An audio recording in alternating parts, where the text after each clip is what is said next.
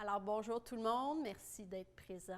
Donc, je vous présente la conférence à Caen des gazons mieux adaptés au changement climatique. Donc, je ne me suis pas présentée, Marie-Claude Darvaux, je travaille pour Groupe Richer depuis maintenant 10 ans. Donc, je suis agronome, je m'occupe de tout ce qui est la production de gazon en plaques sur l'entreprise.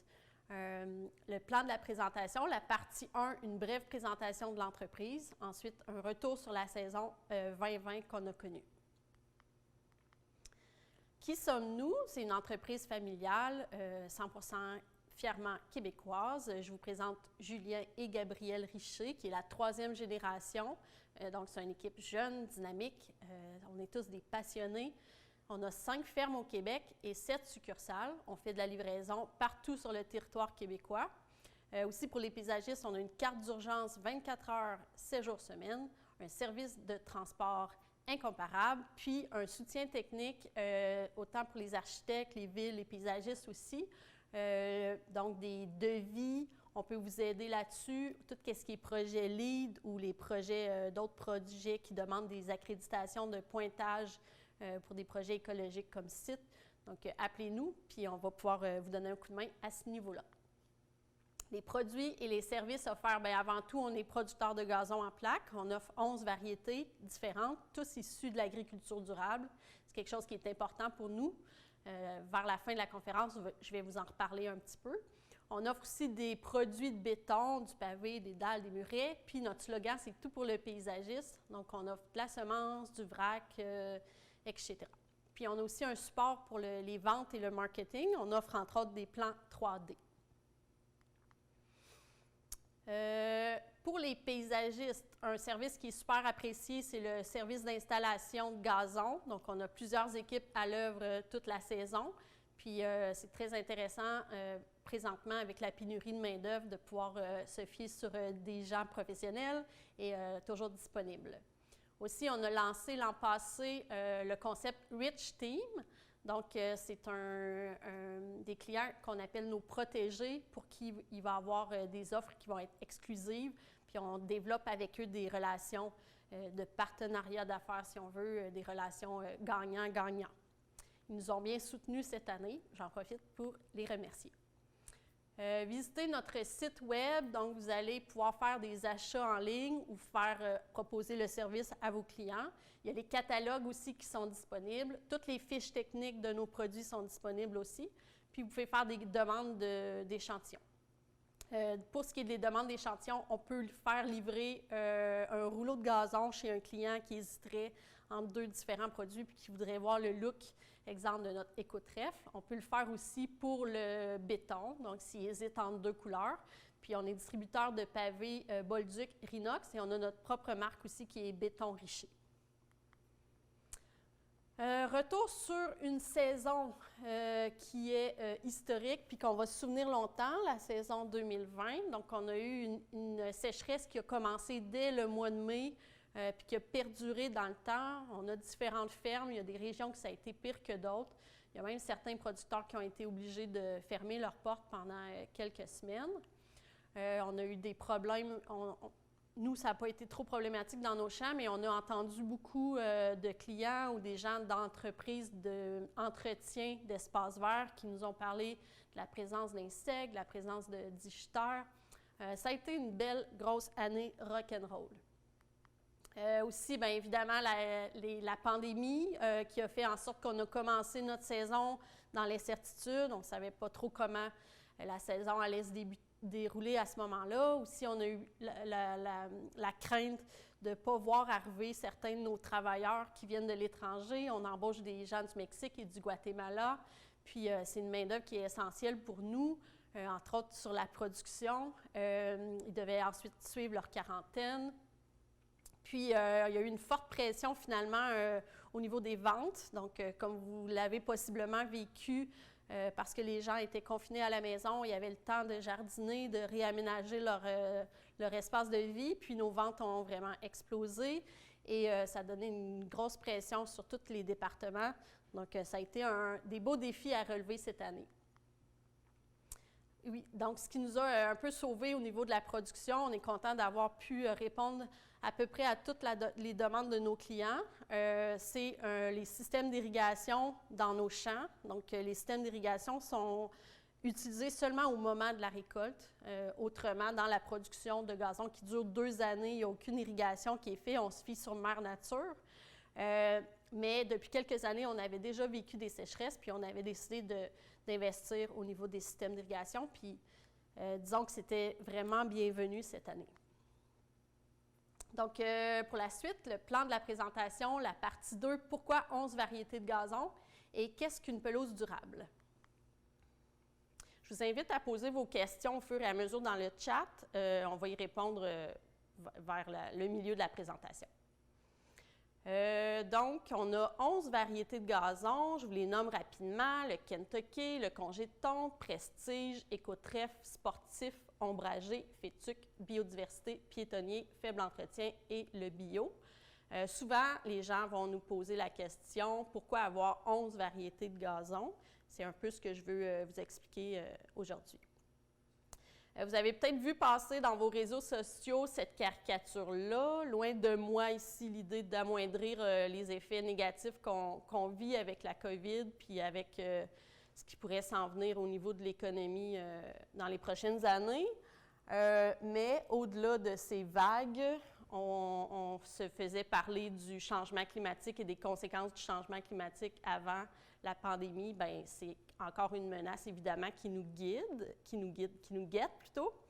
La bonne nouvelle, c'est qu'on fait tous partie d'une industrie où est-ce qu'on peut reverdir nos villes et c'est une des choses qui peuvent être faites pour aider à changer les choses à ce niveau-là. Puis une autre chose qu'on voit venir, puis que les chercheurs, les scientifiques nous parlent de plus en plus, c'est en français l'effondrement de la biodiversité. Donc causé évidemment par le fait que la population augmente, qu'on va prendre de plus en plus de milieux sauvages pour l'étalement urbain, pour l'agriculture, etc. Et aussi les changements climatiques, l'augmentation de la température causée par le carbone et les gaz à effet de serre. Tout ça, ça a une influence aussi sur la perte de la biodiversité. Et pourquoi c'est important la biodiversité? Bien, c'est une espèce d'écosystème fragile, puis toutes les espèces sont un peu interreliées ensemble. On parle souvent, pour illustrer ça, des pollinisateurs qui sont super importants pour nourrir les gens, autant au niveau des fruits, des légumes, des noix. Grâce à eux, on a la pollinisation, puis on a ces aliments-là. Je crois que c'est comme 35% de notre alimentation qui est fait grâce aux pollinisateurs. Fait que ce qu'on entend souvent parler, c'est les services écosystémiques. Donc, qu'est-ce que les écosystèmes peuvent nous apporter comme humains? Puis ça, on est en train de chiffrer que ça vaut beaucoup, beaucoup d'argent. Il y a moyen de passer à côté des pollinisateurs, exemple, en inventant des petits drones qui vont aller polliniser nos plantes. Mais évidemment, c'est beaucoup plus économique de se fier sur la nature pour nous rendre ce genre de service-là. Fait que ça, c'est un exemple, mais parmi tellement d'autres. Fait que je vais vous parler de biodiversité. Le but n'est pas ici de sauver la problématique de l'effondrement de la biodiversité, mais de faire notre part puis de nous rappeler l'importance de ce concept-là. Donc, il n'y a pas de phrase plus dangereuse au monde que celle-ci. On a toujours fait ça comme ça. Quand moi, j'ai commencé il y a une dizaine d'années, la relève était de plus en plus impliquée aussi dans la production de gazon chez Groupe Richer. Puis, on s'est posé la question de pourquoi au Québec, on produit à peu près exclusivement du 100% pâturin du Kentucky. Il y a des bonnes raisons associées à ça. Le Kentucky fait des rhizomes, il se régénère, il est tolérant à la sécheresse de plus en plus avec les nouveaux cultivars qui existent sur le marché. Mais on a eu envie de faire les choses un peu différemment, de se demander si c'était possible d'introduire des espèces comme les fétuques fines, comme le trèfle. Et c'est ce qu'on vise à faire encore pour les prochaines années. Donc, si je reviens à la question, donc, il y a plusieurs raisons pourquoi on a plusieurs variétés. Une de celles-là, c'est que dans les dernières années, de plus en plus, On a été vers des variétés qui étaient plus résistantes à la sécheresse. Puis, on a plusieurs de nos variétés qui sont économies d'eau. Avec les changements climatiques, on pense que si nous, on le voit, la différence dans nos champs, que chez le client aussi, c'est quelque chose qui est intéressant à apporter. Ensuite, on a aussi introduit, comme je le disais, de la biodiversité à nos mélanges. On pense à l'éco-trèfle, aux biodiversités et aux produits bio. D'autres variétés ont été développées, si on veut, pour réduire la tonte. Donc, la fétuque, elle peut être carrément pas tondue, donc fauchée une fois ou deux par année seulement. Et notre produit congé de tonte, on va pouvoir le tondre une seule fois par mois, excusez-moi, en ayant quand même un gazon qui a une esthétique intéressante pour le commun des mortels. L'ombragé, évidemment, est intéressant à avoir dans notre coffre à outils parce que si on arrive sur un terrain où est-ce qu'on a un peu plus d'ombre, c'est un produit qui va être mieux adapté que du 100% Kentucky. Puis, un autre produit qui existe, le mélange sportif, lui va être mieux adapté à un usage intensif. On va les voir en détail, tous les produits ou la plupart d'entre eux. Donc, le Kentucky, ça reste encore et toujours notre meilleur vendeur. Donc, c'est ce que la plupart des producteurs de gazon en plaque au Québec produisent. C'est ce que les clients s'attendent d'avoir. Donc, c'est un gazon qui est uniforme, c'est un gazon qui est confortable. Donc, il y a du chaume. On voit que esthétiquement, c'est ce que les gens souhaitent pour la majorité d'entre eux. Puis, bien, comme je vous l'ai dit, il est maintenant économie d'eau sur 100% de notre superficie, sur toutes nos fermes. Donc, le pâturin du Kentucky ou le pâturin des prés, c'est l'espèce prédominante présentement dans nos climats ici au Québec. Ici, on le voit, il a été tondu à 3 pouces, c'est ce qu'on recommande généralement comme hauteur de tonte. Donc, on a une couleur qui est quand même vert foncé. La texture, c'est la largeur des brins de gazon. On va dire qu'elle est moyenne. C'est une espèce qui est super résistante au piétinement, puis elle va avoir la capacité de s'auto-réparer aussi. Donc, elle produit beaucoup de chaume, des rhizomes. Puis si, exemple, sur un terrain sportif, il y a des morceaux de gazon qui sont détruits, bien, les rhizomes, les racines vont pouvoir recoloniser l'espace. C'est quelque chose qui est quand même intéressant. Je vous parlais de la résistance à la sécheresse. C'est une plante qui va avoir la capacité d'entrer en dormance lorsqu'elle va manquer d'eau et elle va entreposer toutes ses réserves au niveau de la couronne, là, entre les brins de gazon et les racines. Puis, à ce moment-là, aussitôt que la pluie va revenir, la plante va pouvoir recommencer à pousser et à reverdir. Par contre, c'est une espèce qui s'implante très lentement, donc c'est pour ça qu'on la voit rarement au niveau de l'ensemencement seule. Elle va être accompagnée de d'autres espèces. Ça peut prendre 3 semaines et plus avant de germer et plusieurs années avant de faire un beau gazon dense. C'est pour ça que notre production dure 2 ans sur notre ferme. Puis elle a une très bonne rusticité aussi. Parfois, on va me poser la question, qu'est-ce qui distingue d'un gazon 100% pâturin du Kentucky d'un autre gazon 100% pâturin du Kentucky? Donc, chaque producteur a un peu sa recette secrète des cultivars qu'ils vont utiliser. Puis le choix des cultivars, c'est une des choses qui est très importante. On va choisir des variétés qui se mélangent bien entre elles. Les faiblesses d'un vont être compensées par les forces d'un autre. On va chercher de la résistance aux maladies et, comme je vous le disais, de plus en plus, la résistance à la sécheresse aussi, c'est une caractéristique qui devient importante. Il peut y avoir des différences au niveau des textures de sol entre les producteurs. La plupart d'entre eux, nous, on produit vraiment en loam sablonneux. Il existe un producteur en Ontario qu'on voit sur le marché qui est en terre noire. C'est généralement pas recommandé. Mais la plupart d'entre nous, comme je vous disais, on est sur des loams sableux, loams lomoneux. Voilà. Limoneux. Je trouvais que ça sonnait mal, lomoneux. L'autre chose aussi, je rentre dans le détail, je ne vais pas m'étirer là-dessus, mais Quand on choisit nos variétés de gazon, quand on discute avec les semenciers, chaque variété de gazon est attribuée à une famille et chaque famille de gazon va avoir des caractéristiques qui lui sont particulières. Il y a des variétés qui vont être plus agressives. Souvent, on va les introduire dans nos mélanges sportifs. Puis, les recherches ont démontré que avant ça, c'était vraiment, bon, lui, cette variété-là ressemble à celle-ci. Maintenant, on est capable, avec l'ADN, de vraiment cibler génétiquement telle et telle variété viennent de quelle famille génétique. C'est un outil qui est sorti depuis quelques années qui nous aide beaucoup à prendre des meilleures décisions.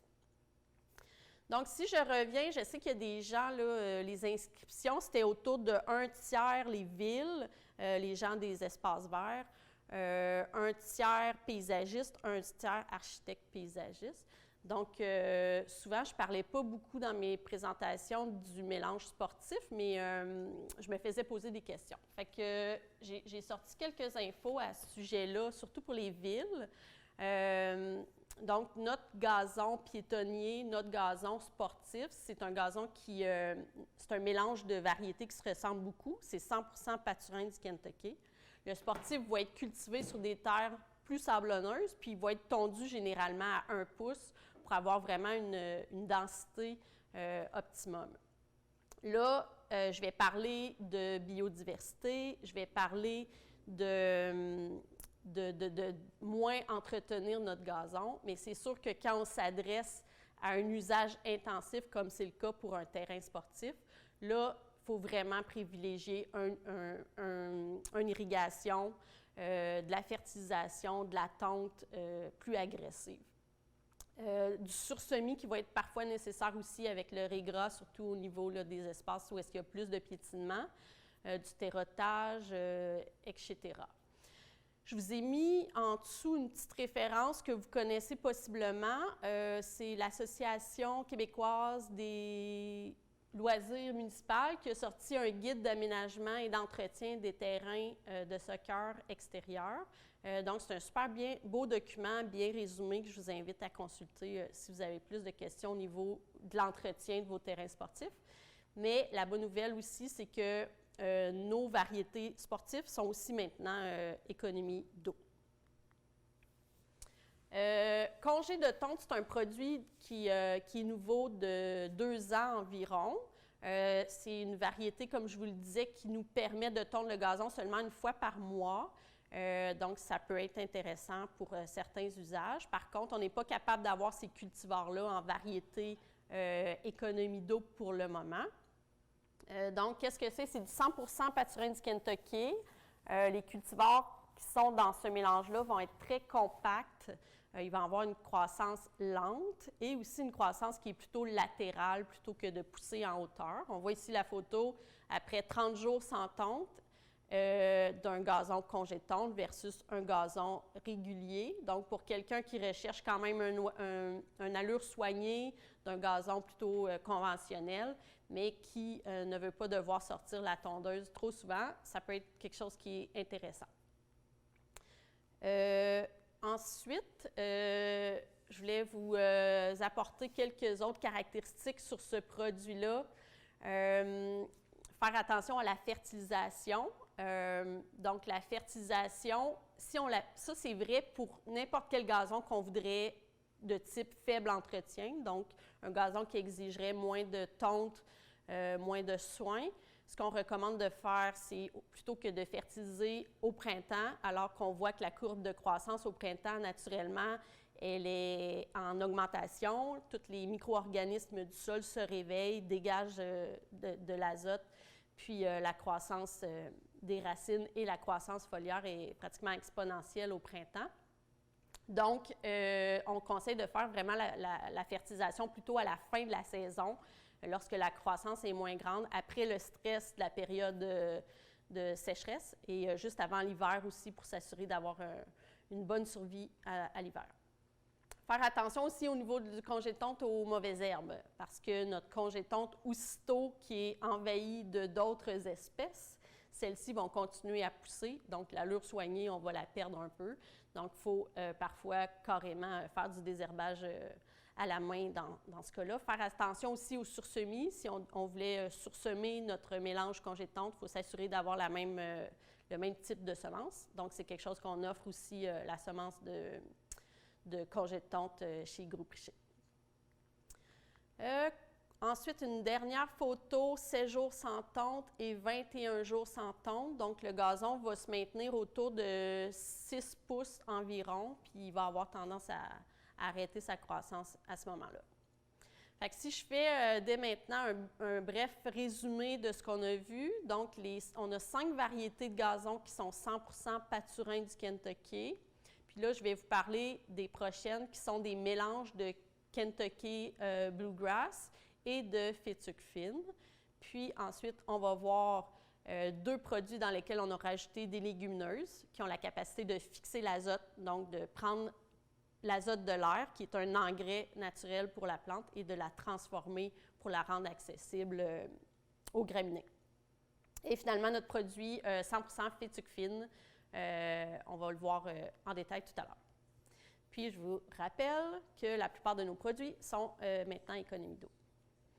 Donc, le faible entretien, si on le compare au pâturin du Kentucky, c'est un look quand même qu'on a l'habitude de voir. C'est parfois, le gazon peut être un petit peu plus pâle. Il est composé, comme je le disais, de 50% pâturin du Kentucky et différentes espèces de fétuque fine. Puis maintenant, on a notre variété biologique, qui est le vert à vie bio. Donc, c'est un produit qui va avoir eu aucun engrais chimique et aucun herbicide depuis au minimum 3 ans. Le faible entretien, donc la couleur va être un peu plus pâle. On va voir les brins de gazon, donc la texture qui est plus fine, donc les brins de gazon sont plus minces. Les fétuques, par contre, vont tolérer un peu moins bien le piétinement. Donc, c'est pour ça que c'est intéressant associé avec du pâturin du Kentucky pour être capable aussi de se régénérer si jamais il y avait une problématique quelconque. Les fétuques tolèrent mieux la mi-ombre. Là, quand je vous parle de mi-ombre, il faut se rappeler que c'est quand même 4 heures et plus de soleil. Donc, si vous avez 4 heures et moins de soleil, sortez les plantes couvre-sol, le pays, mais les gazons, il n'y a pas grand-chose qui va pouvoir survivre si vraiment il y a très peu d'ensoleillement. Puis, les fétuques vont avoir aussi la qualité de mieux supporter la présence de certains insectes comme les vers blancs qui vont préférer le pâturin du Kentucky, mais aussi les semences endophytiques. C'est une espèce de bactérie qui peut vivre en symbiose avec les racines et qui, eux, vont avoir la capacité aussi de tolérer mieux ou de tenir éloignés certains autres insectes, comme on a vu cette année, les punaises et les pyrales des prés. Puis, nos variétés de fétuque fine sont aussi certifiées économie d'eau. Ici, on voit sur l'image, on le tient un peu plus haut, donc à 4 pouces.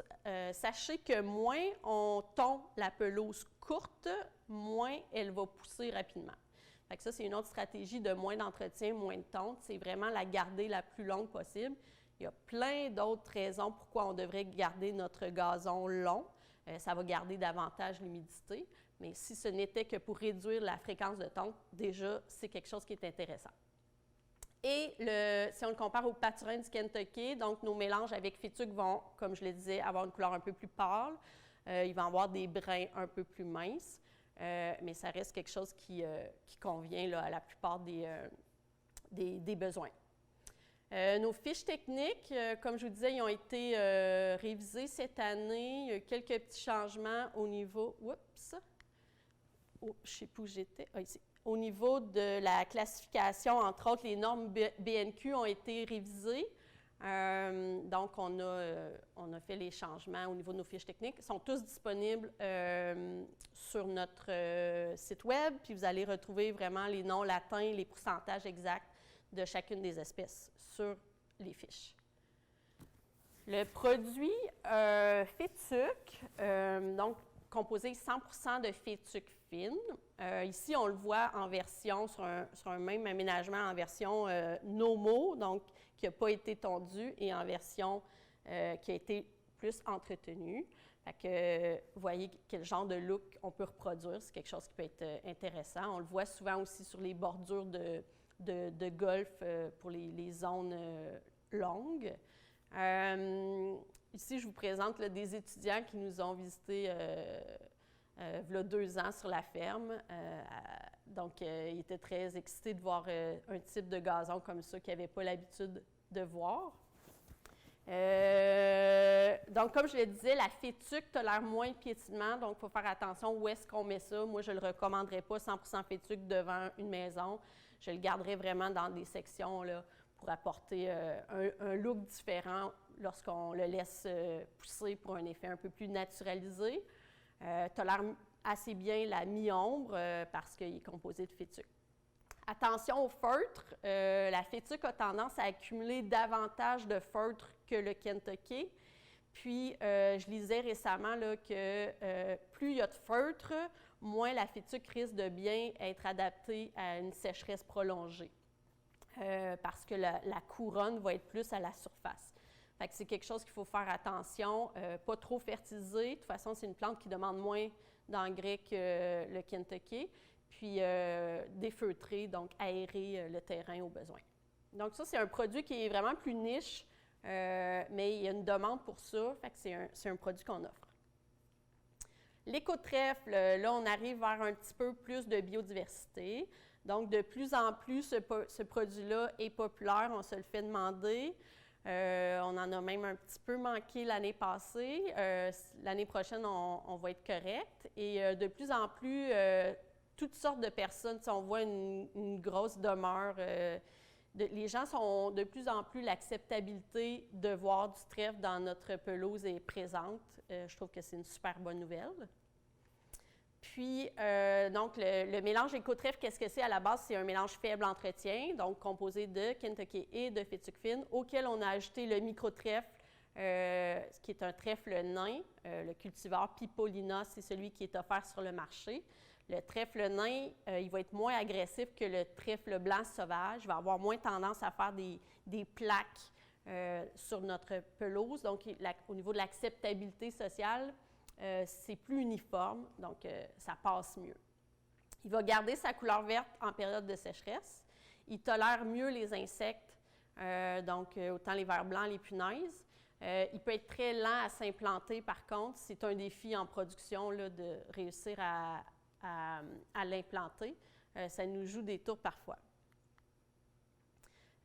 Fournit de la... Bon, donc évidemment, tout ce qui est légumineuse, l'intérêt de tout ça, comme je vous l'expliquais tantôt, c'est qu'il y a des petites nodules qui sont fixés aux racines de la plante, comme des petites poches, qui ont la capacité, grâce à la présence d'une bactérie à l'intérieur, de vraiment transformer l'azote qui est présent dans l'air qu'on respire pour le rendre disponible comme espèce d'engrais naturel à nos plantes de graminées.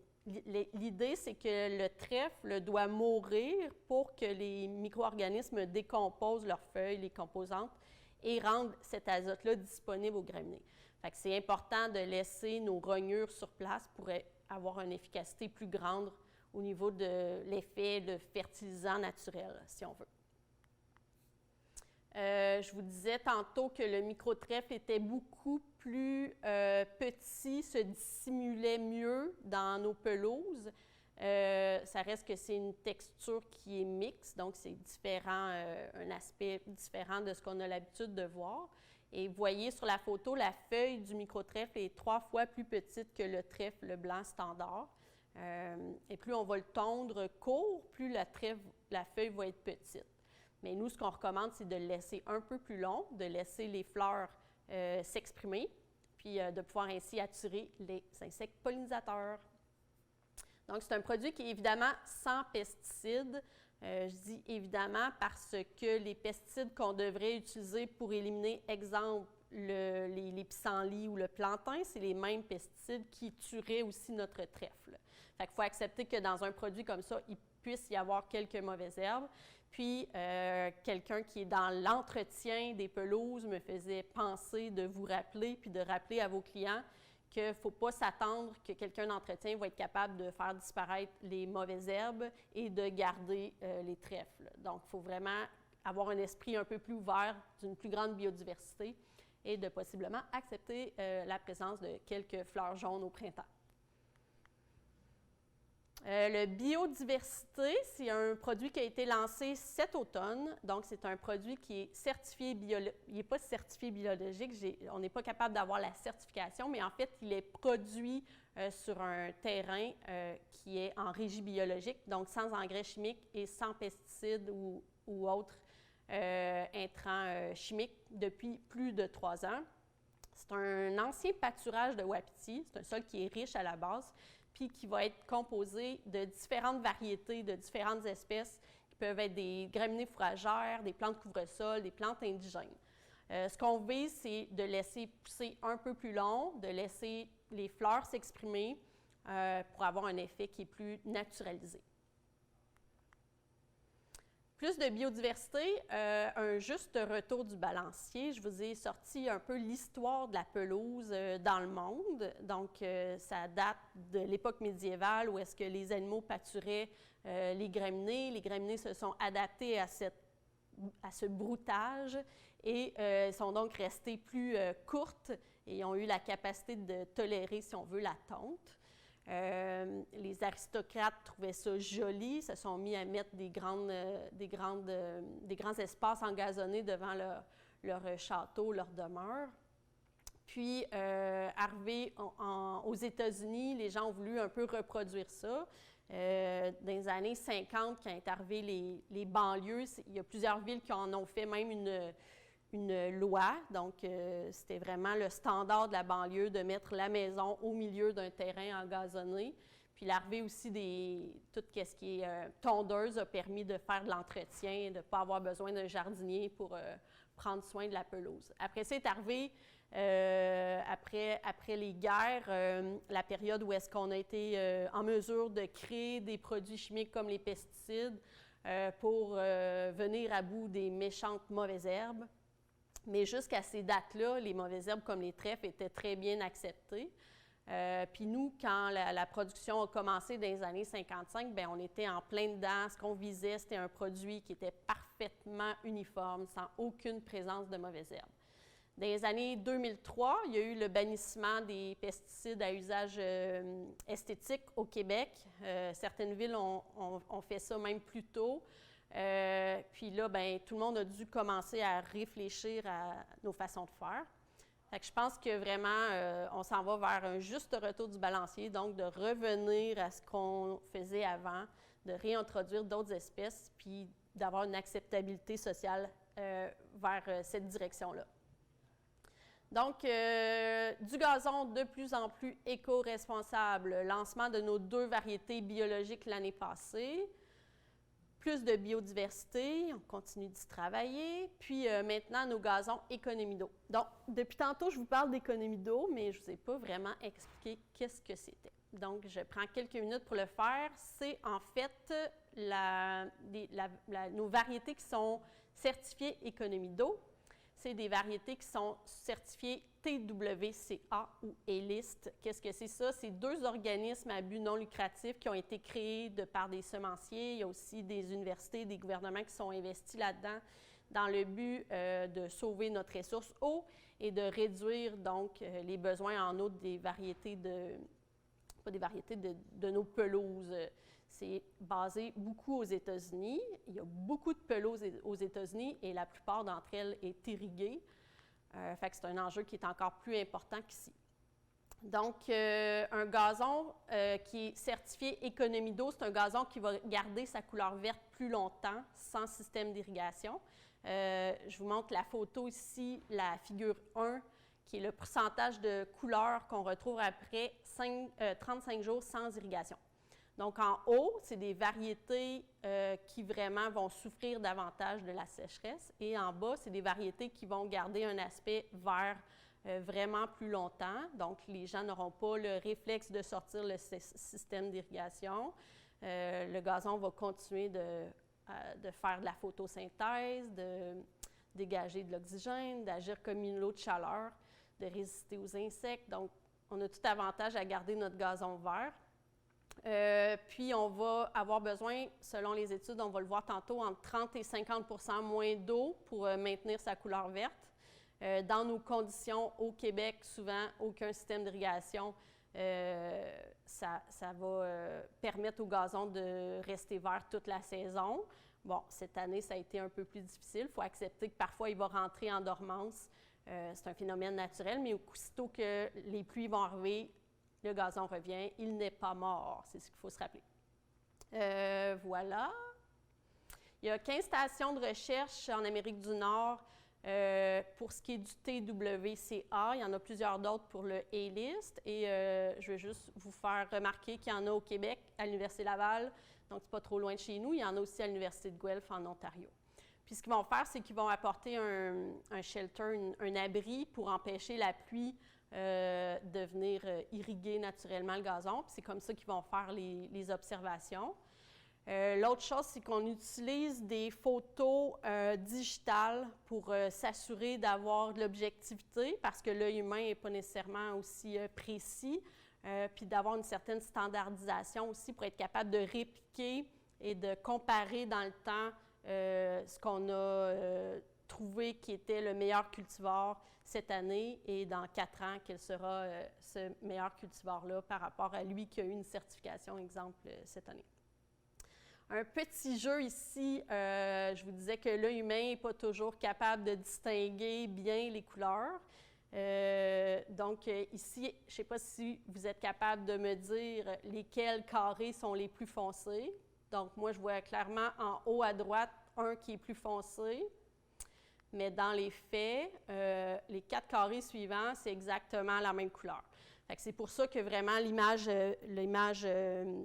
digitale, avec une lumière qui est toujours constante, nous permet de mieux faire la sélection.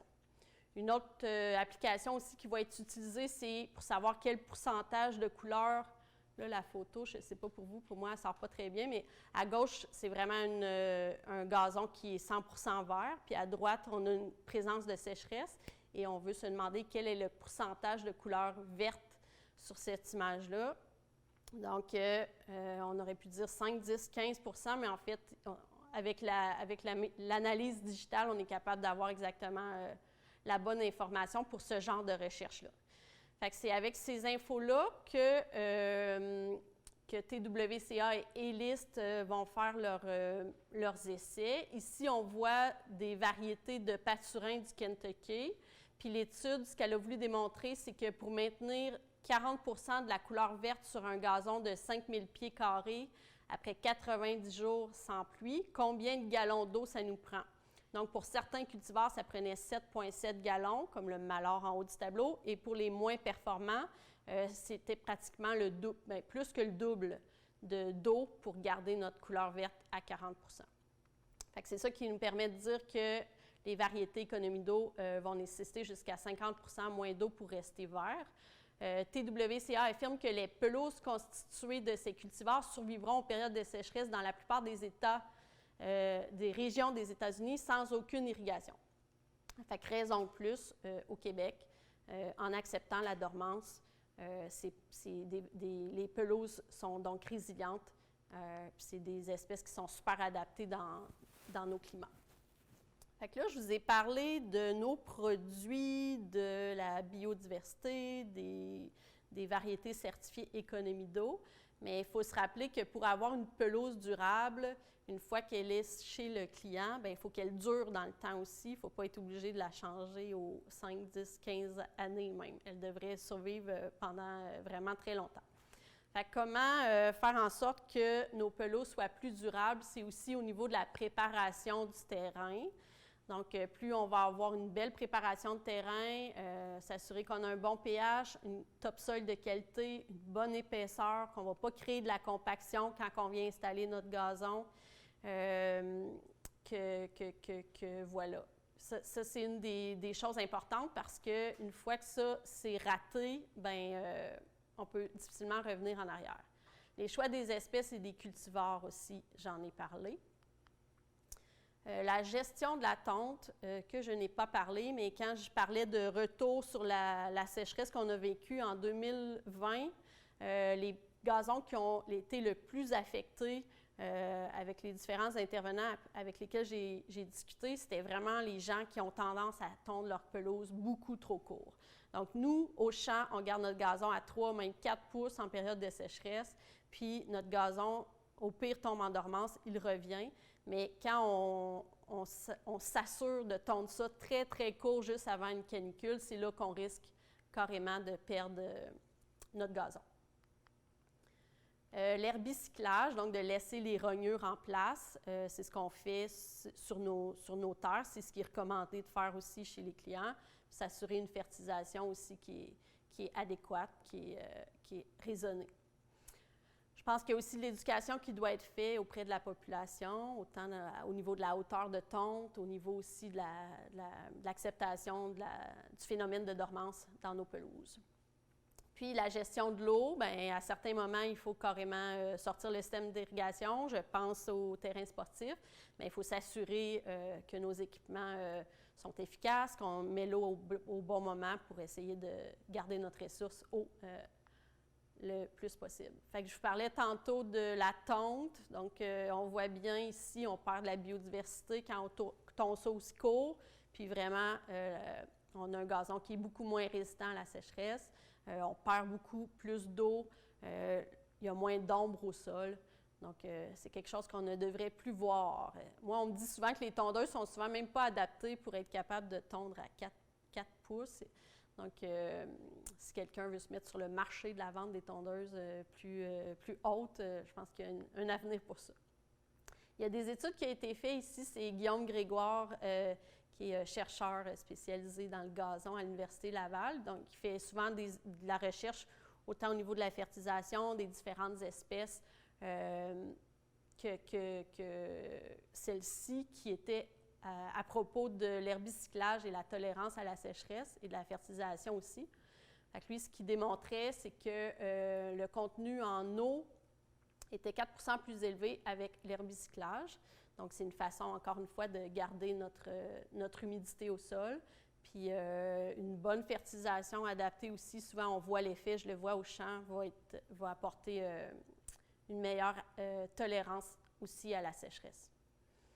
Ici, je voulais vous montrer, ça ne date pas d'hier qu'on vit des sécheresses, ça fait 3-4 années de suite qu'on en a des bonnes. Et ça, c'était en 2017, c'est dans nos champs. Et il y a une parcelle où est-ce qu'on avait mis du Kentucky régulier à l'époque et du économie d'eau, puis la différence était vraiment frappante. Ici, on a notre mélange éco-trèfle. Fait que possiblement, autant l'effet de nos variétés certifiées résistant davantage à la sécheresse, l'effet du trèfle aussi, qui est super tolérant à la sécheresse, puis aussi possiblement l'effet fertilisation de la légumineuse aux graminées qui peut avoir joué un effet. Je vous ai dit tantôt que j'allais vous parler un peu de notre façon de produire le gazon, les changements qu'on a apportés dans les 10 dernières années pour aller plus vers une agriculture plus durable. Vous voyez ici la plantation d'une haie brise-vent, donc ça va venir empêcher les vents, le froid, l'évaporation aussi. Puis en même temps, ça va permettre une espèce de corridor vert qui permette aux animaux plus de biodiversité sur nos terrains. On va aussi faire de l'implantation de semis d'engrais verts ou des plantes de couverture. Ici, vous me voyez dans un magnifique champ de sarrasin. Donc, le sarrasin va être enfoui au sol pour nourrir les bactéries du sol. Ça va permettre aussi de couvrir le sol pour empêcher l'érosion. Ça protège les cours d'eau aussi, etc. Parmi les autres pratiques qu'on va faire au niveau de l'agriculture durable, on va apporter de la matière organique sur nos terrains. On va pouvoir ainsi réduire nos applications d'engrais chimiques. Ça va aussi nourrir encore une fois nos bactéries du sol. C'est tout un équilibre qui peut nous permettre d'utiliser ensuite moins d'intrants. Puis c'est toutes des pratiques de conservation du sol qui sont recommandées dans une agriculture qu'on pourrait appeler régénérative. Puis de plus en plus aussi, on tente de travailler nos terrains au minimum pour essayer de ne pas perdre le carbone, donc la matière organique de nos sols, et d'essayer de capter le plus de carbone possible dans nos sols. Il y a aussi l'agriculture de précision qui nous donne un joli coup de main. Quand on applique les engrais, la personne qui est dans le tracteur, elle va être géopositionnée avec des satellites. Donc, elle va savoir, en fait, c'est même plus elle qui contrôle le tracteur. Elle va avoir un petit moniteur qui va savoir exactement où mettre l'engrais, s'assurer de ne pas aller en déposer trop proche d'un fossé, s'assurer de ne pas mettre 2 fois la dose quand il y a un croisement. En haut, ce que vous voyez, l'image verte et rouge, c'est les applications de chaux, donc pour permettre de corriger le pH, alors qu'auparavant, on prenait une grande parcelle, on faisait une moyenne de nos analyses de sol pour établir quel est le pH à modifier, quelle quantité de chaux. Maintenant, c'est vraiment une carotte de sol qui va être prise à différents endroits dans le champ. Puis après ça, il y a quelqu'un qui va venir appliquer la chaux à taux variable, qui va aller mettre la bonne dose au bon endroit. Donc, si notre moyenne dans le champ était de 1 tonne à l'acre de chaux, peut-être que la moitié du champ, c'était 0, puis que l'autre moitié, c'était 2, et ça fait une moyenne de 1, mais dans les faits, on est capable d'être beaucoup plus précis que ce qu'on le faisait auparavant. Donc, de plus en plus de biodiversité dans nos champs, sur les terrains des particuliers, je crois que c'est quelque chose qu'on va voir. Sur notre production, là, parfois les gens se méprennent avec, entre autres, les golfs qui, de moins en moins, mais avaient tendance à utiliser beaucoup plus de pesticides. Il n'y a aucun fongicide qui est utilisé sur la production de gazon au Québec, très peu d'insecticides. C'est rare, moi j'en ai utilisé pour la première fois cette année dans un champ où j'ai dépisté certains insectes, mais habituellement, ce n'est pas quelque chose qu'on fait. Puis les herbicides, bien, on va vraiment aller dépister, s'assurer d'en mettre le moins possible, puis on va avoir une certaine tolérance. S'il y a un pissenlit au je ne sais pas combien de mètres carrés, bien, ça se peut qu'on décide de ne pas sortir le système de pulvérisation, sachant qu'on n'est pas capable d'aller cibler nécessairement le seul mauvais herbe pour, au niveau de l'environnement, d'être plus cohérent. Voilà, le système d'irrigation, je vous en ai parlé. La production de gazon au Québec n'est pas irriguée, à l'exception chez certains producteurs du moment de la récolte. Une production qui est pérenne sur 2 années, ça aussi je vous en ai parlé, donc ça prend 2 années pour produire du gazon. Donc la gestion d'inventaire pour nous, c'est toujours un peu comme une boule de cristal. Il faut prévoir qu'est-ce qu'on va vendre dans 2 années. Le fait que ce soit une culture qui est pérenne, donc qui est vivace, même si nous, elle va être récoltée au bout de 2 ans, ça reste que ça va nourrir notre sol. Il y a beaucoup de racines. Après la récolte, souvent, on va voir le gazon qui va vouloir repousser directement de la racine. Beaucoup de micro-organismes qu'on retrouve dans nos terrains, des vers de terre, etc. Les profondeurs de racines, c'est plus profond que ce qu'on pourrait imaginer. On va souvent trouver des racines de pâturin à 12-15 pouces de profond. Les semis se font entre le 15 août et le 15 septembre. Puis on vise de récolter le moins de terre possible. Donc, dans un monde idéal, aucune terre serait récoltée, ce serait que du chaume. Mais c'est sûr que les gens qui achètent notre gazon, ils aiment ça avoir de la terre aussi sur les rouleaux de gazon. Fait que pour ceux qui n'auraient jamais vu de production de récolte, j'ai un petit vidéo que je voulais vous présenter. Donc, on part ça.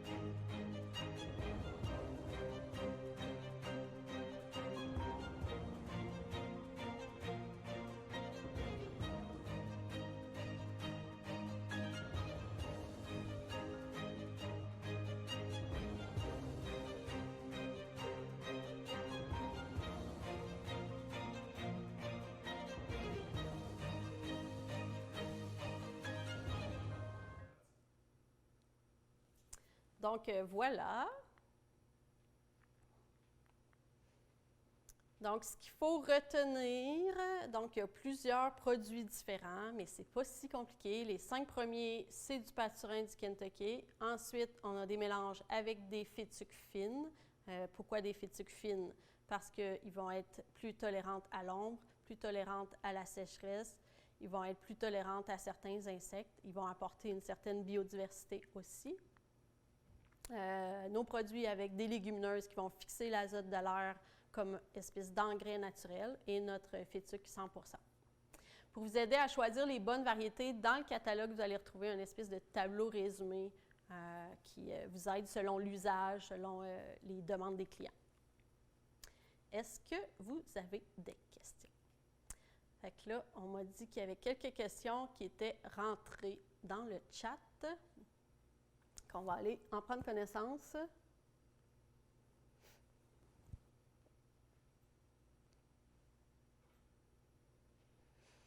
Wow!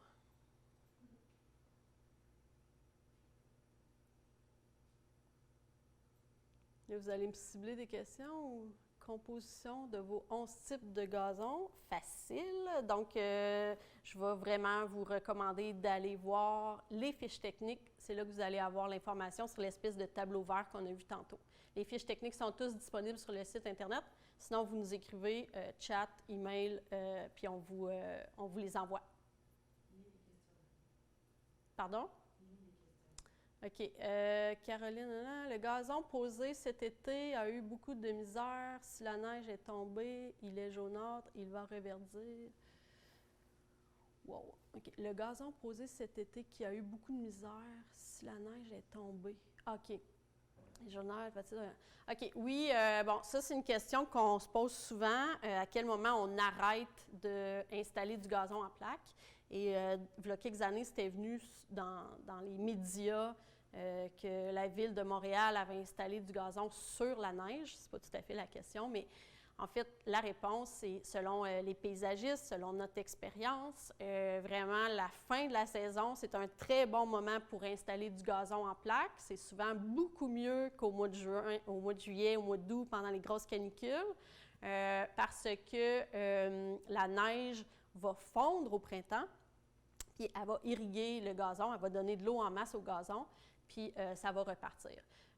Gazon jaunâtre, à ce temps-ci de l'année, c'est normal. Fait que tant que votre couronne est en santé, tout va bien, puis ça va repartir. Il faut savoir que les racines des graminées vont mourir pendant l'hiver et ils vont repartir à zéro. Fait que les deux grosses périodes de croissance d'enracinement, c'est le printemps et l'automne. Et ce qu'on vise, là, c'est d'avoir de l'humidité donc au printemps, puis tout va repartir. Je ne suis pas inquiète. Arroser davantage. Bien, là, c'est ça. Si notre gazon il est récemment implanté, puis qu'on annonce des grosses sécheresses, bien, c'est pas fou de l'irriguer au printemps, puis de s'assurer, avant qu'il y ait des interdictions, s'assurer qu'il est vraiment bien implanté avant de subir ses premières canicules. Est-ce que vous sentez que les consommateurs sont de plus en plus ouverts aux solutions éco-responsables ou encore très « je veux le plus beau gazon du quartier » ? En fait, il y a beaucoup de « je veux le plus beau gazon parfait du quartier ». On le voit dans nos ventes, là, ça fait 10 ans qu'on travaille sur des produits plus diversifiés, puis c'est pas la majorité de nos ventes encore. Par contre, quand je parle avec des paysagistes, on me dit que de plus en plus, ils se font demander, exemple, de l'éco-trèfle. Donc, ça s'en vient, mais je pense qu'il faut être présent, puis il faut pouvoir offrir ces produits-là, parce que des fois, c'est en parlant que les gens réalisent que ce ne serait pas fou d'y aller comme ça.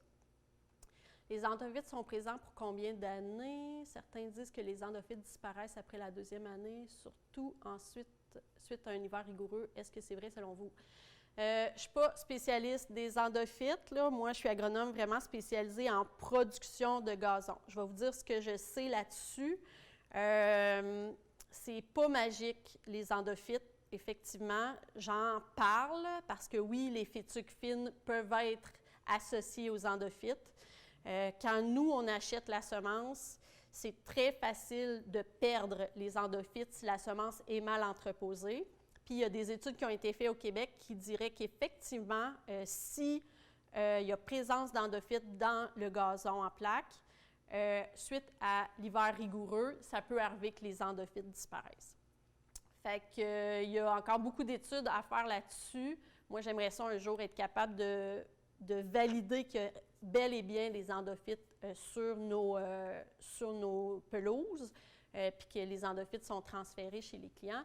Mais pour l'instant, je ne fais pas une grosse promotion des endophytes parce que je n'ai pas toutes les réponses. Mais ce qu'on dit sur nos fiches techniques, c'est que les semences sont endophytiques et donc ils peuvent être associées aux endophytes. Est-ce qu'il faut tondre la phytuque très court avant l'hiver pour un bon résultat au printemps suivant? Là, on parle peut-être de la phytuque qui serait no-mow, donc on laisserait pousser assez longue. Je vais vous répondre selon mon expérience. Si on la coupe trop court avant l'hiver, parce qu'on a fait des essais au champ, il peut arriver qu'elle ait de la misère à reprendre au printemps. Fait que, il y a des gens qui vont carrément ne rien faire, ne pas la tondre. Là, ça va écraser à terre, ça va être jaune, puis il y a des brins qui vont revenir au printemps. Ça donne un look particulier. Moi, je recommanderais de la tondre peut-être à 4 pouces, quelque chose comme ça. On tond la phytuque quand il est très long. Oui, il demeure ainsi dans sa forme. Ou il demeure ainsi dans sa forme pleine longueur. Ben, tu sais, je vous dirais, j'ai pas beaucoup d'expérience avec l'entretien de la phytuque. Mon patron en a mis chez eux pour expérimenter. Ce qui est dit souvent dans la littérature, c'est vraiment une fauche au printemps et une fauche à l'automne. Ou une fauche à l'automne. Par contre, si la phytuque vient très haute, puis ça peut dépendre de la richesse du sol, de différents éléments, bien, si on a des grosses pluies parce que la phytuque va finir par jaunir, ça va écraser à terre, puis ça va être un look dépendant, là, mais ce ne sera pas le look que vous avez vu là. Fait que oui, ça pourrait être intéressant de le faucher plus qu'une fois par année pour s'assurer qu'il n'écrase pas à terre qui ne va pas étouffer le reste. Quel pourcentage au final de trèfle dans le mélange éco-trèfle pour le côté visuel?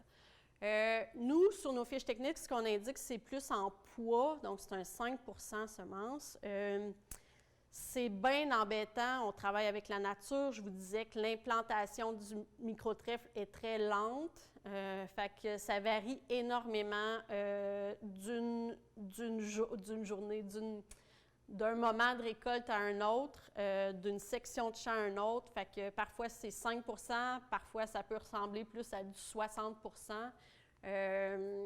Donc, je ne peux pas me mouiller là-dessus exactement à vous dire qu'est-ce que vous allez recevoir. Si ça vous inquiète, vous pouvez nous appeler puis nous le demander. Puis live au moment de la récolte, on va être mieux en mesure de vous le dire. Biodiversité, pas tondu, non. C'est un nouveau produit. Nous, pour l'amener à maturité, nos gazons, on n'a pas le choix de les tondre. Fait que le moment pas tondu, c'est une fois chez le client ou si nous, on se fait une parcelle à l'intérieur qui n'est pas tondue. Je suis un peu déçue par la multitude de fleurs que j'aurais aimé retrouver. C'est un produit qui est encore en développement. On continue je vais vous le présenter tantôt, à réintroduire différentes espèces de fleurs parce que souvent, ce que les gens veulent dans un biodiversité, c'est un gazon que quand on laisse pousser long, qui va devenir une espèce de pré-fleuri, mais je vais vous en reparler tantôt. Quelle variété spécifique qui a gagné beaucoup de popularité? Éco-trèfle, je dirais sans contredit. Nous avons une explosion de digitaires. Excusez, je ne sais pas si vous voyez en même temps que moi les questions. OK. Nous avons eu une explosion de digitaires dans nos pelouses à la ville. C'est la ville de Nicolette. Que devrait-on faire en 2021? Bon, la digitaire, c'est une graminée annuelle qui aime la chaleur. Donc, à partir du moment où est-ce qu'on a des canicules comme on a eu l'année passée, elle explose. Fait que le défi, ce serait de garder notre gazon le plus en santé et le plus dense possible pour que la semence qui est présente dans votre sol, de toute évidence, puis que là, elle est sûrement montée en fleurs, puis qu'il y a d'autres semences qui sont retombées, puis que là, votre banque de semences est sûrement très, très élevée. Donc, ce que je vous dirais, possiblement, si votre gazon est très endommagé au printemps, de faire du réensemencement. D'irriguer juste au moment où vous êtes encore capable avant les canicules pour essayer vraiment de garder la pelouse intacte, de penser faire du réensemencement possiblement avec des variétés économie d'eau. Il existe des herbicides pour la digiteur que vous n'avez pas nécessairement le droit d'utiliser dépendant des lois des villes. Mais que si quelqu'un qui fait de l'entretien paysager pourrait faire. Sinon, pas de l'entretien paysager, de l'entretien de pelouse. Sinon, il y a du gluten de maïs qui n'est pas magique, mais qui est biologique, qui pourrait être efficace aussi pour la digiteur. Encore une fois, je ne suis pas spécialisée dans l'entretien des pelouses. Puis nous, ce n'est pas un problème réel qu'on a sur nos terrains. Fait que voilà, je réponds de mon mieux. Parfait. Fait qu'on va poursuivre, puis on reprendra quelques questions plus tard. Puis s'il y a d'autres questions auxquelles je n'ai pas répondu, je pourrais tenter de vous répondre par email ou vous pouvez communiquer avec nous. Fait que merci tout le monde pour les questions. Ça rend la chose plus dynamique de m'adresser à un écran. Donc, on poursuit avec les bienfaits du gazon. Et qu'est-ce qui s'en vient? Bon, je vais prendre une gorgée d'eau. Quelle place devrions-nous faire aux surfaces engazonnées? Non. Je suis capable d'ouvrir. Bon. Dans nos milieux de vie. OK. Moins de ciment, plus d'arbres, plus d'arbustes, plus de friches et plus de pelouse. Fait que parfois, les gazons ont mauvaise presse. Puis, possible que aux États-Unis... Ah, t'es fin. Merci.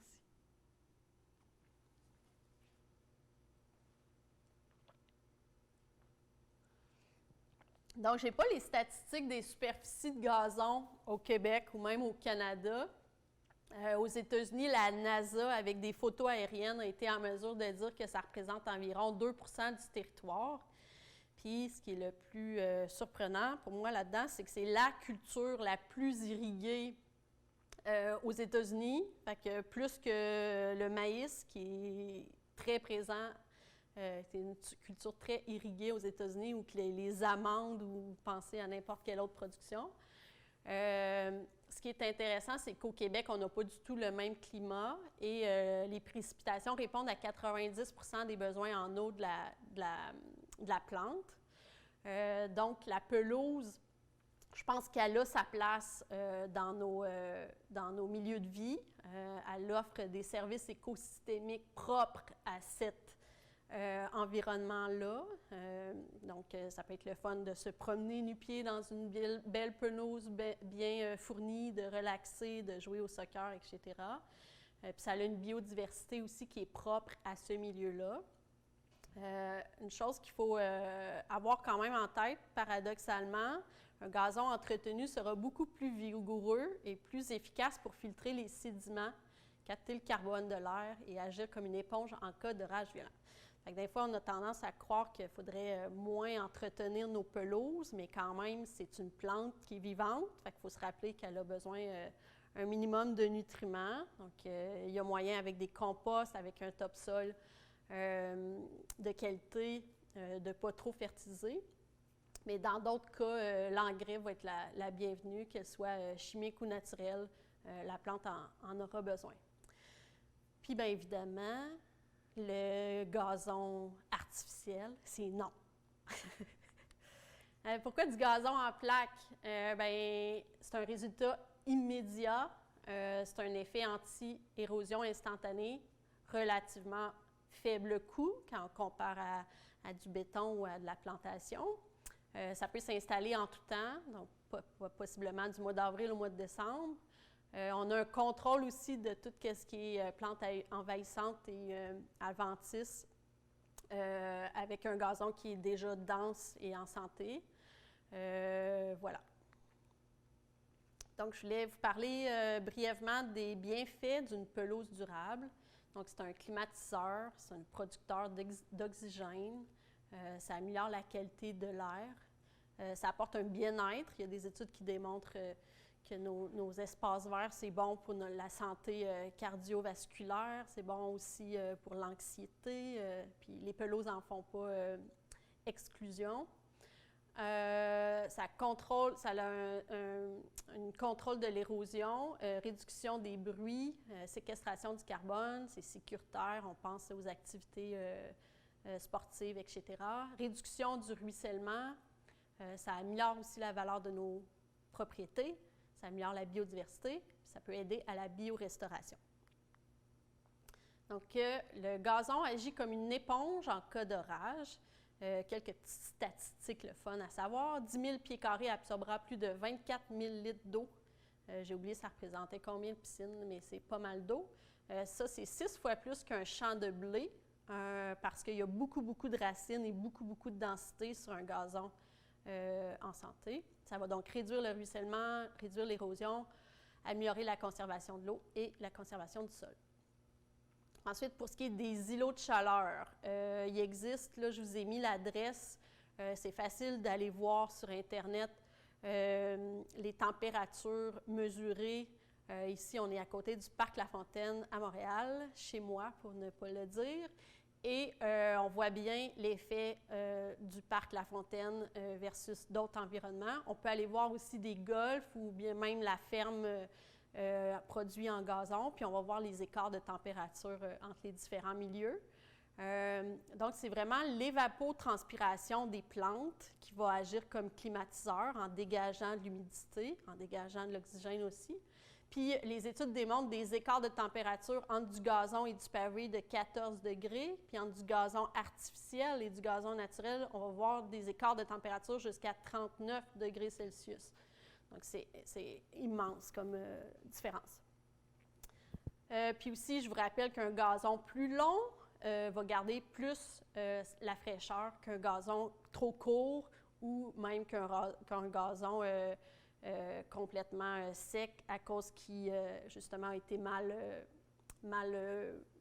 entretenu ou rasé vraiment trop proche du sol. Aussi, la biodiversité dans les sols, donc les gazons et la production de racines qui est comme constante va alimenter beaucoup les micro-organismes du sol. On dit que dans une cuillère à soupe de terre, on va retrouver 7 milliards de micro-organismes. On va retrouver aussi 275 000 vers de terre pour 10 000 pieds carrés de pelouse.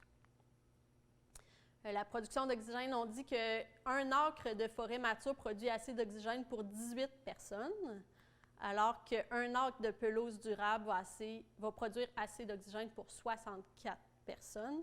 Donc, c'est 3,5 fois plus. Puis, évidemment, un acre de pavé, un acre de gazon artificiel, ça produit 0 oxygène. Souvent, là, on est surpris, là, quand c'est pas une compétition, là, de comparer les arbres et le gazon. Clairement qu'il faut planter plus d'arbres dans nos milieux, mais clairement qu'il y a aussi de la place pour des aménagements avec les gazons. Mais il faut se rappeler aussi que les graminées, la majorité de leur biomasse vont être sous la terre, contrairement à d'autres espèces. Puis c'est comme ça qu'ils vont être capables de stocker énormément de carbone. Puis on dit que le carbone va être plus durable dans le sol. S'il y a des études qui avaient été faites dans des aménagements modèle X, Y, je ne me souviens pas, mais certains avaient exemple 20 de la superficie en pelouse. Puis on comparait la quantité de carbone séquestrée par les arbres, les arbustes, les pelouses, l'aménagement sur ces deux modèles-là. Puis on concluait que les pelouses et les aménagements résidentiels séquestraient autant de CO2 qu'une forêt. Fait que là, on peut on peut avoir des doutes sur ça, mais ce qu'il faut retenir, c'est vraiment juste que le pelouse, comme les autres espèces de plantes, c'est favorable à notre environnement. Pour moi, c'est bien évident. Qu'est-ce qui s'en vient? Je crois que de plus en plus, on va entendre parler d'un phénomène qui s'appelle No Mow May en anglais. Donc, l'idée, c'est au mois de mai, on ne tombe pas notre pelouse dans le but de laisser pousser les mauvaises herbes, dans le but que les pollinisateurs qui sortent d'un hiver rigoureux, puis qui ont faim, puis qui doivent se rebâtir une énergie, vont pouvoir butiner.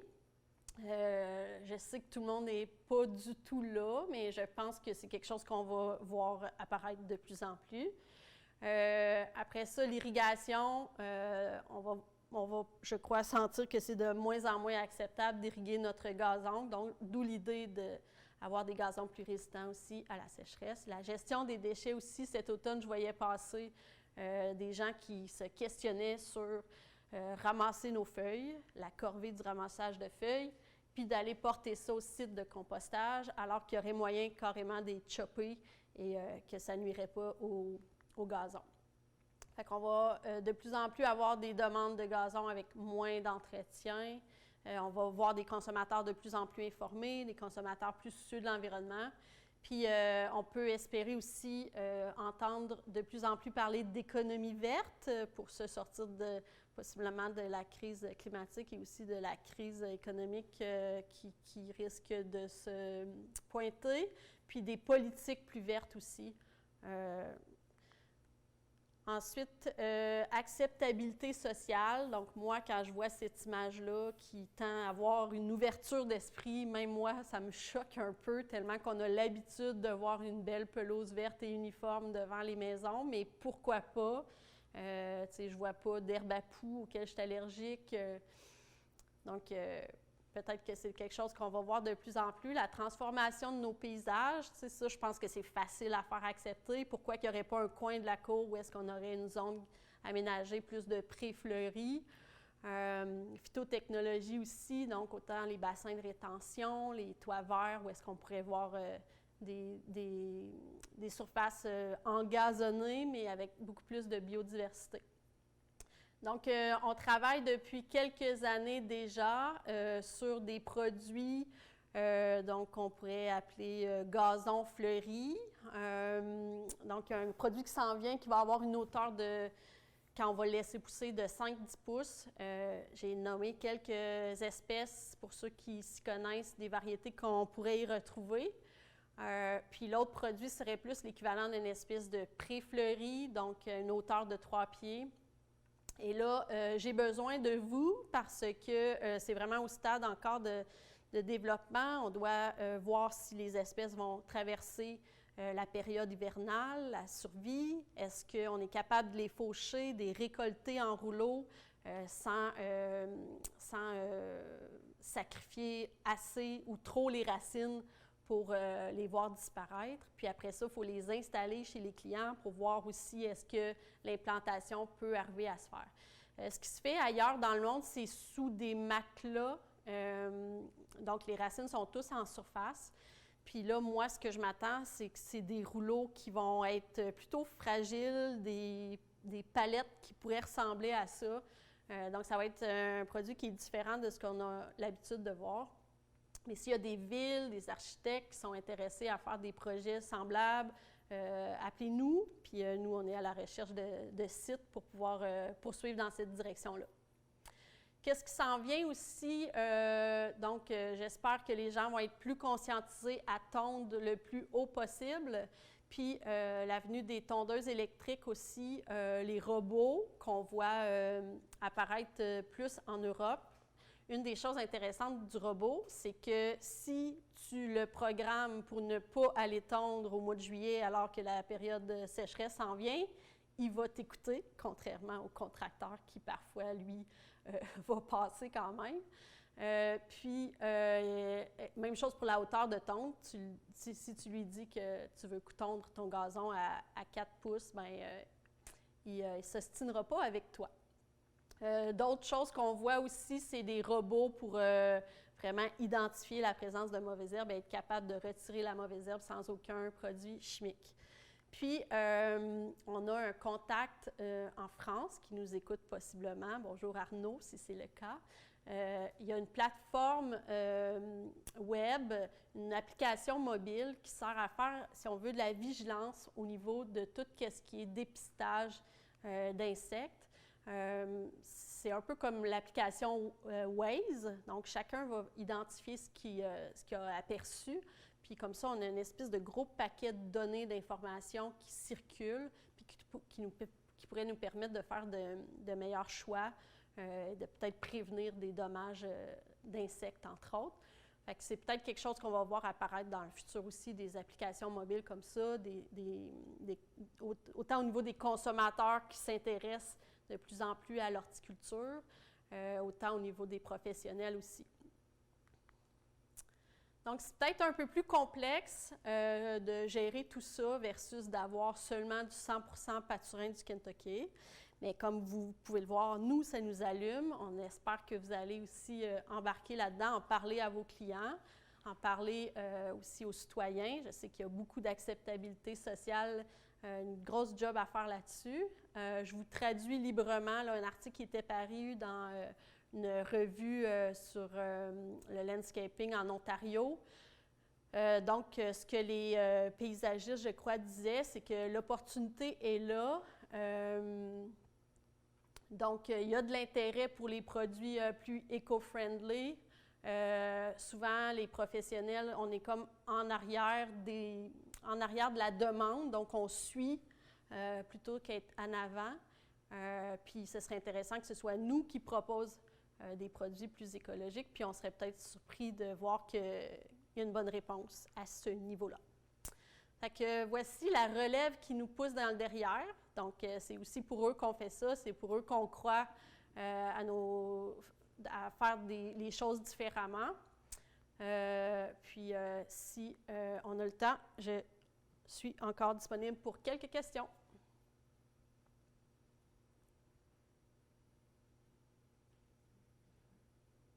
Je viens de voir passer jusqu'où Groupe Richer distribue sa production. Donc, on est partout au Québec. Le défi, c'est si les quantités sont vraiment petites, il va y avoir des frais minimums de livraison, etc. Mais le mieux, c'est de nous appeler pour vos projets, puis on pourra en discuter. Meilleur gazon pour enracinement optimal dans un fossé en pente pour la rétention d'eau. Bon, là, c'est des questions très pointues. L'enracinement.